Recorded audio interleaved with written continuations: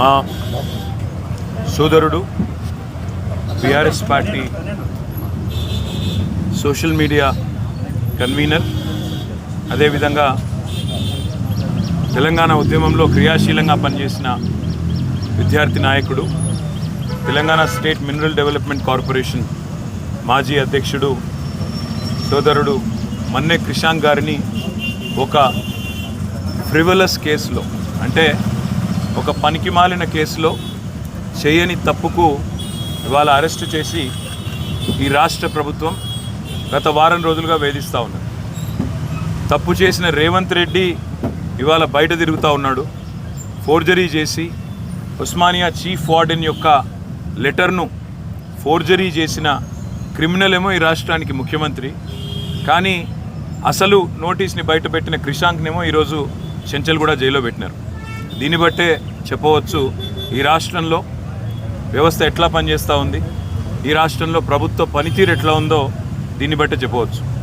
ఇవాళ ఈ రాష్ట్ర ముఖ్యమంత్రిగా ఉన్న రేవంత్ రెడ్డి గారిని నేను అడుగుతా ఉన్నా, క్రిషాంక్ కనుక పెట్టిన సర్క్యులర్ తప్పైతే నేను ఇదే చెంచల్గూడ జైల్లో నేను జైలుకి పోతాను. ఒకవేళ నువ్వు పెట్టిన సర్క్యులర్ ఫేక్ అని మేము రుజువు చేస్తే నువ్వు జైల్లో కూర్చుంటావా అని చెప్పి నేను రేవంత్ రెడ్డిని అడుగుతా ఉన్నా.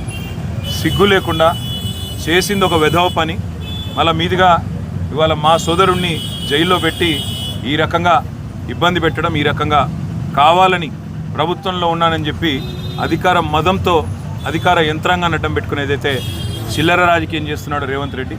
తప్పకుండా ప్రతిదానికి కూడా బదులు చెప్పే టైం వస్తుంది, ప్రతిదానికి కూడా మిత్తితో సహా చెల్లించే టైం కూడా వస్తుంది. ఒకటి మాత్రం పక్కా, ఇప్పుడే క్రిషాంక్ గారిని కలిసినాను నేను. చాలా ధైర్యంగా ఉన్నాడు, చాలా నవ్వుతూ చిరునవ్వుతో చెప్తున్నాడు, ఏం కాదన్నా, నాకేం పర్వాలేదు, నాకు ఉద్యమము కొత్త కాదు, కేసులు కొత్త కాదు, ఏం పర్వాలేదని చెప్తున్నాడు. చేయని తప్పుకు ఇవాళ వారం రోజులు జైల్లో ఉన్న ఆయనలో ధైర్యం మాత్రం సడలేదు. ఆయన శ్రీమతి కూడా ఇక్కడే ఉన్నారు, సుహాసిని గారు, తను కూడా ధైర్యంగా ఉంది, తన కుటుంబం కూడా ధైర్యంగా ఉంది.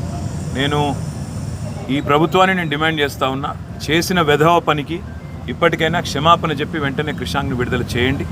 లేదా నిజంగానే రేవంత్ రెడ్డి నీకు దమ్ముంటే నువ్వు ముందుకు రా, ఎక్స్పర్ట్స్ ముందు పెట్టు, నువ్వు పెట్టిన సర్క్యులర్ పెట్టు, క్రిషాంక్ పెట్టిన సర్క్యులర్ పెడదాం, ఏది ఒరిజినల్లో తెలుద్దాం, ఏది డూప్లికేటు, ఏది ఫోర్జరీ తెలుద్దాం. ఆ తర్వాత ఎవరు చెంచల్గూడలో కూర్చోవాలో కూడా తెలుద్దామని చెప్పి కూడా నేను రాష్ట్ర ముఖ్యమంత్రిని, ఈ రాష్ట్ర ప్రభుత్వాన్ని డిమాండ్ చేస్తూ ఉన్నా. ఇకనైనా బుద్ధి తెచ్చుకొని, ఇకనైనా సిగ్గు తెచ్చుకొని, చేసిన తప్పును సరిదిద్దుకొని మరి వెంటనే క్రిషాంక్ని విడుదల చేయాలని చెప్పి కూడా నేను డిమాండ్ చేస్తాను. Thank you.